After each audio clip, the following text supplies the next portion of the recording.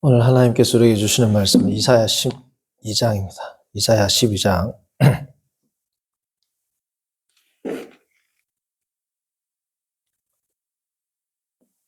1절에서 6절 마지막 절까지 한 절씩 교독합니다. 1절에서 6절입니다. 그날에 내가 말하기를 여호와여 주께서 전에는 내게 노하셨사오나 이제는 주의 진노가 돌아섰고 또 주께서 나를 안위하시오니 내가 주께 감사하겠나이다 할 것이다. 그러나 하나님은 나의 구원이시다.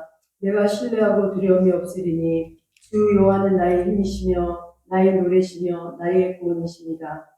그러므로 너희가 기쁨으로 구원의 우물을 들여서 물을 기르로다. 그날에 너희가 또 말하기를 여호와께 감사하라. 그의 이름을 부르며 그의 행하심을 만국 중에 선포하며 그의 이름이 높다 하라. 여호와를 찬송할 것은 극히 아름다운 일을 하셨음이니 이를 온 땅에 알게 할지어다. 시온의 춤이나 소리 높여 부르라. 이스라엘의 거룩하신 이가 너희 중에서 크심이니라 할 것이니라. 아멘.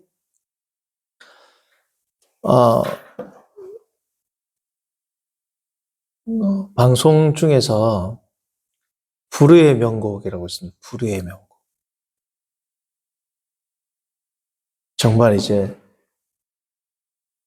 이 가요계의 레전드라고 할 수 있는 분들이 나와가지고 노래를 부르는데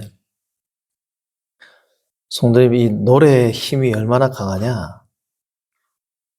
그 가수가 부르는 노래 가운데 진심이 담겨 있으면 그 가수가 부르는 노래로 인하여 앉아있는 청중들이 어떻습니까?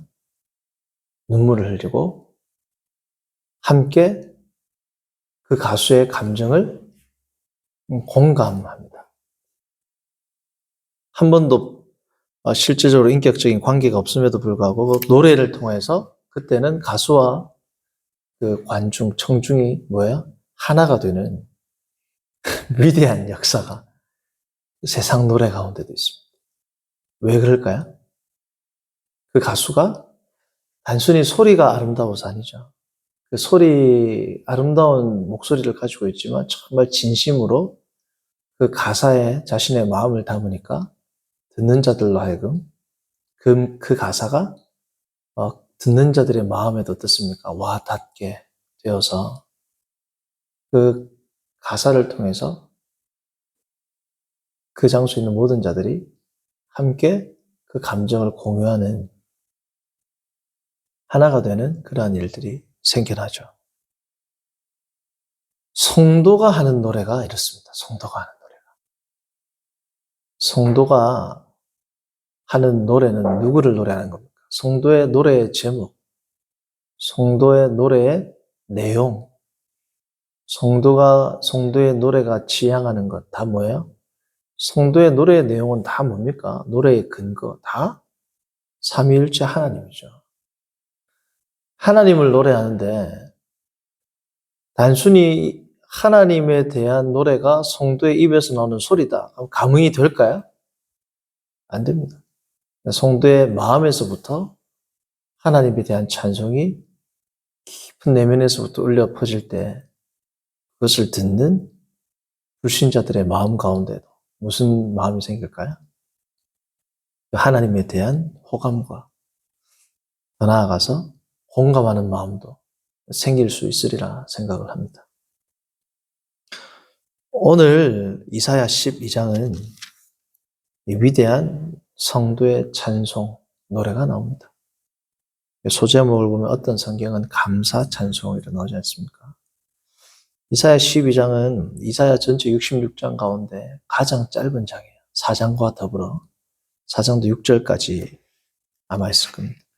4장과 더불어서 이사야 12장은 가장 짧은 장이지만 또 이 짧은 장 가운데 큰 힘이 있는 큰 의미를 담은 큰 기쁨을 담은 그러한 내용이라고 할 수 있습니다. 그도 그럴 것이 12장은 이사야 전체로 보면 7장부터 11장의 결론부에 해당합니다. 결론부.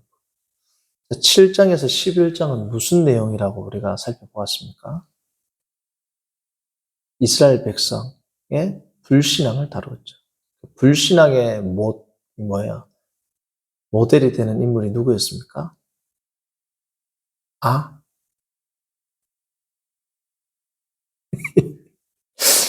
아하스. 아하스였죠, 아하스. 아하스인데, 내가 무슨 말.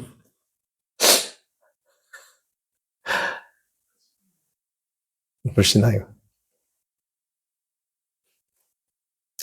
아하스인데, 성도님들, 용서하십시오. 예상치 못한 답이 나와가지고. 아하스인데, 아하스가 뭐라고요? 불신앙의 모델입니다. 아하스의 이름이 움켜잡다라는 아하스와 이 발음이 같거든요. 움켜잡아야 되는데 뭘 움켜잡은 거야? 하나님을 움켜잡은 게 아니라 세상을 움켜잡은 겁니다. 그 불신앙, 아하스의 믿음으로 말미암아 주어진 하나님의 약속이 뭐야? 임마누엘, 마헬 샬랄 하스바스, 스알 야수. 그러한 하나님의 심판과 진노와 징계가 있기 때문에 도무지 이게 회복될 수 있어요, 없어요? 회복 불가. 요즘에 정치 용어로 말하면 고쳐 쓸 수 없는 상태에 놓인 이 백성들을 유일하게 고쳐 쓸 수 있는 방법은 딱 하나밖에 없다. 그게 뭐야? 그 11장입니다. 우리가 지난번에 봤던 하나님의 메시아를 통하여. 메시아를 보내겠다는 것은 결국은 뭐예요? 하나님 자신, 하나님의 아들, 이게 아들이라는 말은 이 당시는 이 본문에는 없지만 결국은 이 메시아 외에는 회복을 할 수 있다 없다. 이 백성들은 회복 불가의 상태다.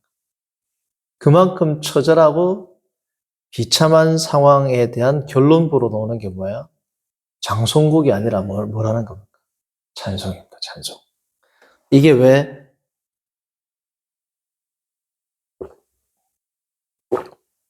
장송곡이 아니라 찬송이 나올까요? 메시아의 사역이기 때문에 그렇습니다. 하나님께서 역전시키셨기 때문에 감사의 찬송이 나올 수밖에 없는 거죠. 이 12장은 7장에서 11장의 결론부일 뿐 아니라 이 11장에 나오는 메시아에 대한 그 결과가 되는 겁니다. 결국은. 그러니까 11장까지의 내용을 딱 요약하면 믿음의 실패입니다. 그렇죠? 자, 그래서 믿음에 실패하게 되면 어떻다는 겁니까? 재앙과 심판이 임하게 된다. 반대로 믿음에 성공하게 되면 어떻다는 겁니까? 하나님의 복을 누리게 된다는 거죠. 자, 그런데 믿음에 성공할 수 있는 가능성이 있다, 없다? 없다라는 겁니다. 오직 그 가능성은 위로부터 부어지는데 그 위로부터 오시는 평화의 왕, 샬롬의 왕, 하나님의 영이 충만한 그 메시아를 통해서 이것이 이스라엘 백성들이 회복되니까 이 회복되는 이 이스라엘 백성들에게 자연스럽게 나오는 반응이 뭐다? 감사와 찬송이죠. 이런 겁니다. 다 죽게 된 사람을 살려주셨어요. 사형수를 풀어줬어요. 그럼 뭐가 나올까요? 감사합니다가 자연스럽게 나오죠. 그래서 7장부터 10장까지를 보고 그리고 11장의 메시아에 대한 내용을 보고 나면 12장에 자연스럽게 그냥 툭 치면 소리 나듯이 뭐예요? 12장의 내용은 자연스러운 반응이란 7장에서 11장까지의 내용에 대한 메시아 왕국을 접한 죄인들의 자연스러운 반응으로 나오는 것이 뭐다? 12장이 되는 겁니다. 이것이 뭐라는 겁니까? 성도의 노래, 성도의 찬송의 근거이고 그 내용이 되는 겁니다. 근거는 뭐라고요? 하나님의 회복하심, 하나님의 무한하신 자비와 사랑이 성도의 노래의 근거가 되는 겁니다. 자, 12장 1절에 원래 어수는 이렇습니다. 그날에 내가 말하기를. 그 뒤에 나오는 게 뭐다? 오 주님, 내가 당신을 찬양하나이다. 여기서는 감사했죠.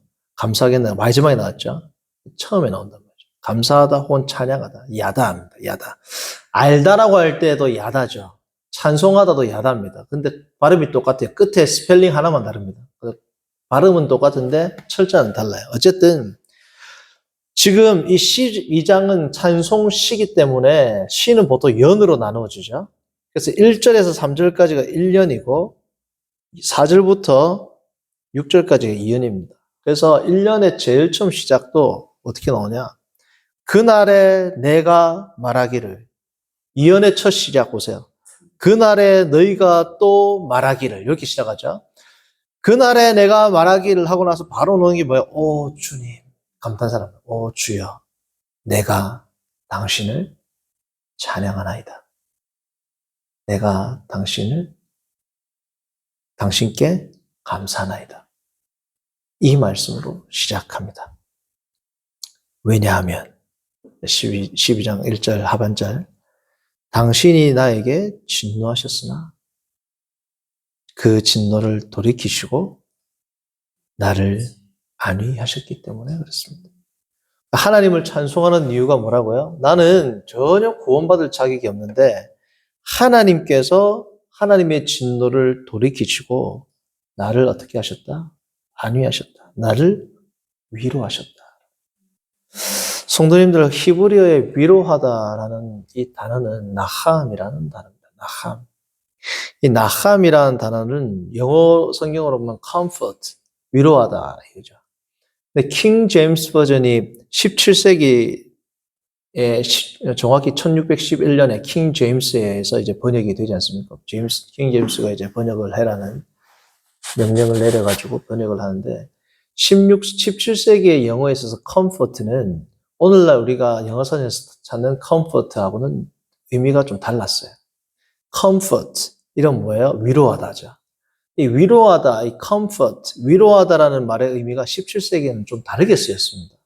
그래서 그 단어를 영어 성경의 모태가 킹 제임스니까 그 뒤에 계속 이제 comfort라는 말의 의미를 혹은 console 이렇게 하죠. 어쨌든 comfort의 이 의미를 담아서 쭉 번역을 해봤는데 이 나함이라는 히브리어의 이 의미는 당시 킹 제임스 버전은 이 번역을 잘한 거야. 왜냐하면 킹 제임스 번역에서 comfort, 위로하다. 영어사전 찾아보면 위로하다 돼 있잖아요. 이 위로하다는 오늘날 우리가 생각하는 위로하다라고는 뜻이 좀 뭐야? 의미가, 뉘앙스가 틀렸습니다. 마치 중세 영화에서 nice 하면 뭐라고요? 우리는 nice 하면 좋은 뜻이야, 나쁜 뜻이야? 중세 때는 나쁜 뜻이었습니다. 멍청한 이 뜻이었습니다. 그러니까 뭐 이해는 되죠. 사람이 멍청하면 우리가 뭐야, 아 좋다 이렇게 하잖아요. 사람이 좀 어리석은 사람이 아 좋아 보인다라고 하지 않습니까? 그래서 어쨌든 이 멍청하다는 뜻이었어, nice는. 중세 때 he is a nice guy 이러면 뭐야? 뺨 맞는단 말이죠. 마찬가지로 comfort도 킹 제임스 버전이 번역될 때는 조금 다른 뜻이었습니다. 무슨 뜻이냐? 위로하다고 하면 이렇게 허그해주고 안아주고 이렇게 따뜻하게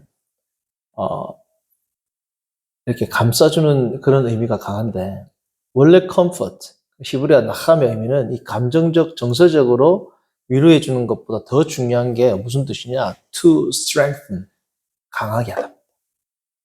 강력하게 만들어주다. 그리고 함께 가다. To come alongside. 옆에서 함께 가다. 옆에서 함께 가다니까 뭐예요? 세 번째 뜻, to encourage. 용기를 북돋아주자. 용기를 불어넣어주다. 그러니까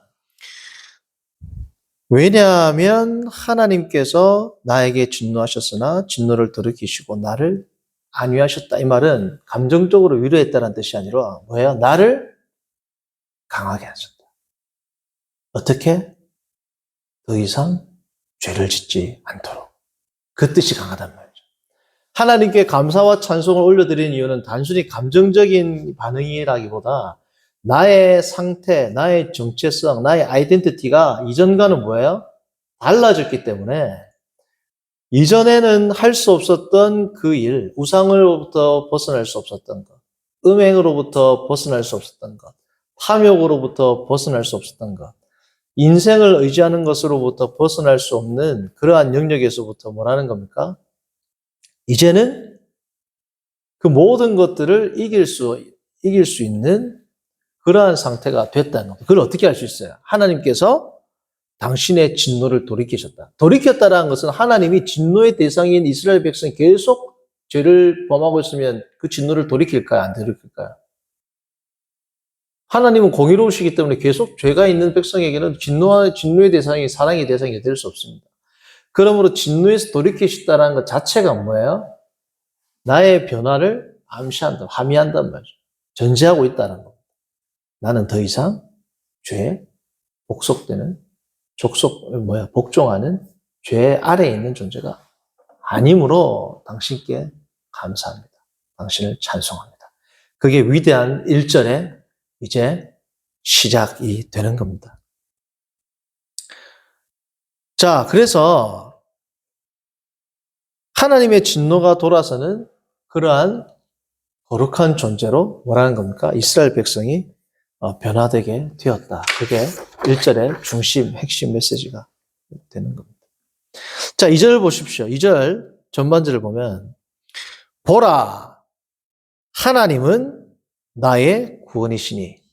제가 이제 조금 이렇게 재번역을 해볼게요. 보라, 하나님은 나의 구원이시니 내가 괄호 열고 원래는 원어에는 없지만 의미상 내가 괄호 열고 그분을 믿고 두려워하지 않으리로다. 그러니까 1절과 대응하는 거예요. 내가 1절에는 내가 주를 찬송하겠나이다. 2절은 뭐예요? 내가 주를 두려워하지 않겠나이다. 왜요? 더 이상 죄 가운데 숨어 있는 존재, 죄를 지으면 하나님을 두려워할까요? 두려워하죠. 그래서 로마서 8장에서는 사도 바울이 위대한 말씀을 하시죠. 뭐라고 해요? 너희가 더 이상 두려워하는 종의 영을 받지 아니하고 양자의 영을 받았으므로 아바 아버지로 부른다 그랬죠. 그러니까 죄 가운데 있는 자는 뭐예요? 두려워하게 돼 있습니다. 그래서 죄로부터 벗어나니까 첫 번째는 찬송이 나오고 두 번째는 은혜의 보좌 앞에 담대히 나아가는, 다시 말하면 두려움을 가지지 않게 되는 그런 존재가 되었습니다. 라는 겁니다. 2장 하반절. 1절 하반절은 뭐예요? 왜냐하면 주의 진노가 돌아섰고 주님의 진노가 나에게서 돌아왔었고 나를 안위하셨기 때문입니다가 1절 하반절이었죠. 2절 하반절도 왜냐하면으로 시작합니다. 왜냐하면. 그러니까 시니까 이게 되게 대꾸가 잘 되어 있거든요. 2절. 왜냐하면 주 여호와는 나의 힘이시며 그 다음에 뭐라고요? 나의 노래시며 나의 구원이다. 노래의 제목이 됐단 말이에요. 여러분, 두려워하는 자를 노래할 수 있습니까? 피하고 회피하고 숨는데 이제 나의 노래의 제목이 됐다. 그만큼 하나님을 즐거워한다. 하나님 자체를 즐기게 됐다. 단순히 두려워하지 않을 뿐 아니라 하나님 자체를 내가 향유하고 하나님을 즐거워하고 하나님을 기뻐하는 완전히 다른 존재로 변화되었다. 그러면 찬송이 안 나올 수가 없죠. 그러한 존재가 되었다는 겁니다. 3절 그러므로 너희가 기쁨으로 뭐예요? 구원의 우물들에서 물을 기르려다. 이제는 기쁨으로 물을 깃는 존재가 되었다는 겁니다. 이게 뭐라는 겁니까? 1절에서 3절. 이게 나함, 안위하시는 하나님의 은혜란 말이죠. 임마누엘의 진짜 은혜란 말이죠. 하나님으로부터 회복된 자, comfort, 하나님께서 힘을 주시고 북돋아 주시고 용기를 주시고. 그래서 여러분, 용기를 주는 자, 옆에 서서 변호하는 자, 이게 뭐예요? 파라칼레오에서 나오는 뭐예요? 성령 하나님. 파라클레시스. 파라클레토스. 정확하게 갑자기 스펠링이 생각나요. 파라클레시스. 뭐 어쨌든 파라칼레오라는 이 동사에서 나왔던 성령 하나님이 결국은 뭐예요? 이 안위하시는 하나님이시라는 거죠.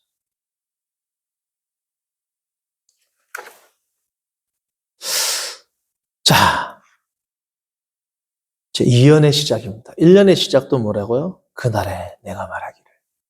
2연의 시작 4절. 그날에 너희가 뭐라고요?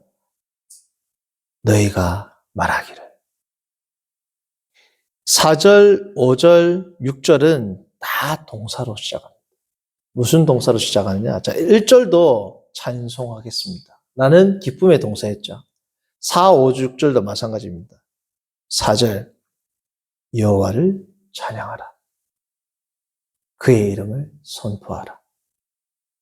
열방 가운데 그가 행하신 일을 알게 하라. 그의 높으신 이름을 기억하게 하라. 그게 4절입니다.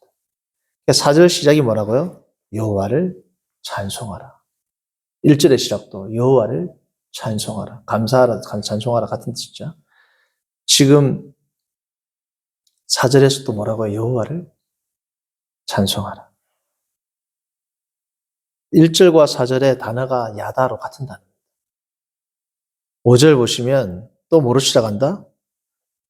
여호와를 찬송하라. 4절이 give praise to the Lord. 5절은 시작이 sing to the Lord. 6절 시작이 shout to the Lord. 여호와를 찬송하고 노래하고 기쁨으로 소리 질러라. Shout loud and sing for joy. 6절이란 말이죠. 자, 그런데 4절, 5절, 6절의 공통점은 뭐냐면 첫 번째 여호와를 기뻐하는 반응이 나옵니다. 여호와를 찬송하라. 그 뒤에 뭐예요? 그의 이름을 선포하라. 찬송하라 다음에 나오는 게 뭐예요? 그의 이름을 선포하라. 자, 4절의 내용을 보면 4절에 여호와를 찬송하라 다음에 뭡니까? 그의 이름을 선포하라. 그 다음에 뭐가 나오냐면 그가 행하신 일을 열방 가운데 뭐라고요? 알게 하라. 자, 4절에 뭐라고요? 자, 내가 먼저 기뻐서 찬송을 하고 이 찬송의 결과가 뭐라는 겁니까? 하나님의 이름을 알리는 것. 쉽게 하면 전도란 거예요. 하나님의 이름을 찬송하고 그 기쁨이 흘러 넘치면 자동으로 어떻게 돼요? 자연스럽게 열방 가운데 그가 행하신 일을 알게 하라. 흘러 넘치는 기쁨. 5절도 마찬가지입니다. 여호와를 찬양하라. 왜냐하면 그가 위대하신 일을 행하셨기 때문이다. 이 일을 세상 가운데, 열방 가운데 뭐라고요? 알게 하라.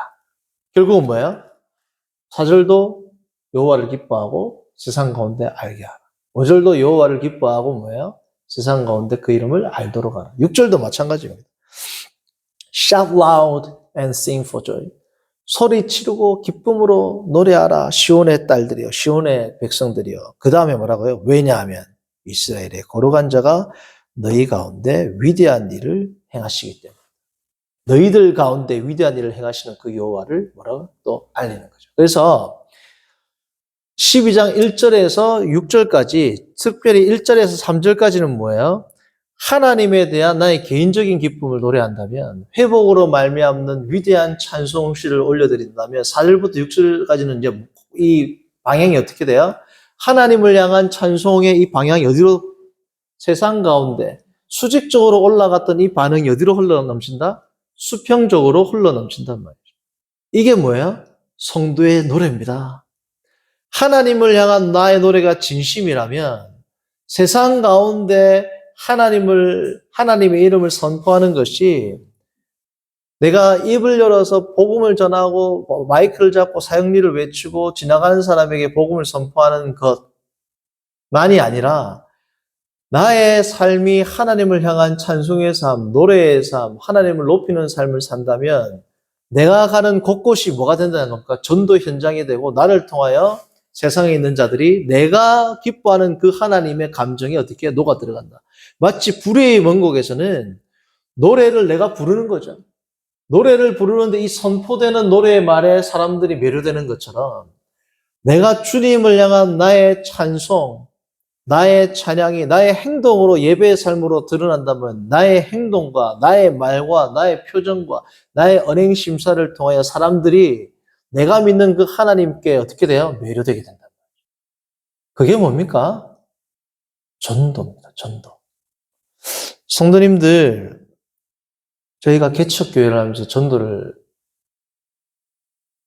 나가서 노방전도를 해봤는데 요즘은 옛날과는 틀립니다. 그냥 아예 들으려고 하네요. 아예 들으려고 안 합니다. 교회라고 하면서 뭔가를 처음에는 웃다가도 교회 주보를 딱 건네면 안에 뭐 건빵 뭐 어떤 간식이 있어도 너무 냉정한 표정으로 봐요. 안 받는다고 한단 말이에요. 자, 이러한 상황 가운데 효과적인 전도 방법은 뭘까요? 현장에서 우리가 뭡니까? 하나님의 형상으로 찬송하는 삶을 사는 그 현장에서 나의 모습을 하나님께 올려드리면 그 모습이 어떻게 돼요? 세상 사람들에게 하나님을 찬송하는 나의 삶을 통하여 그들이 어떻게 하나님을 향한 매력을 느낀단 말이에요. 나의 그 감동을 그들도 공감하고 공유하게 되는 겁니다. 그게 뭐예요? 그게 노래의 능력입니다.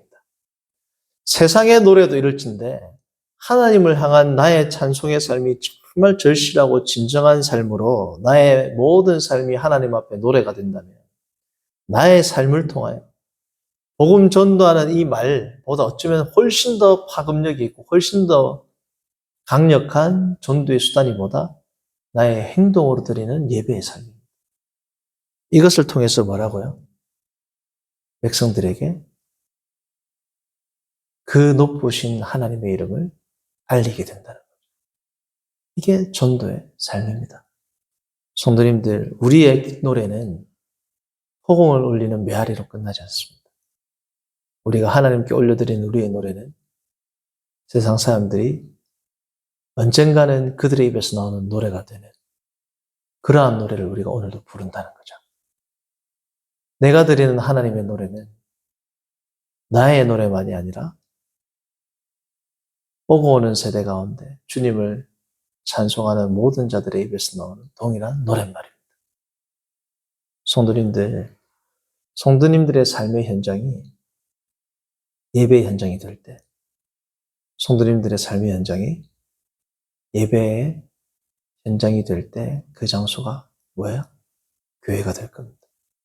두세 사람이 모이고 예수 그리스도 이름을 찾고 함께 찬송의 삶, 경배의 삶, 거룩한 삶으로 나아가면 그 모든 공동체가 여호와를 노래하는 위대한 회복의 공동체가 될 것을 늘 믿음으로 기대함으로 살아가시면서 성도님들이 밟는 모든 곳이 주의 땅 되기를 소망합니다.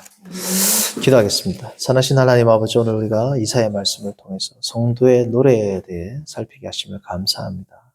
하나님, 우리가 우리의 내면과 우리의 인격과 우리의 삶을 통하여 하나님을 높일 때 나의 곁에 있는 자들도 주님을 높일 수 있는, 주님을 경외하는, 주님을 믿게 되는 위대한 역사가 있도록 인도하여 주옵소서. 예수님의 이름으로 기도합니다. 아멘. 찬송가 410장입니다. 410장.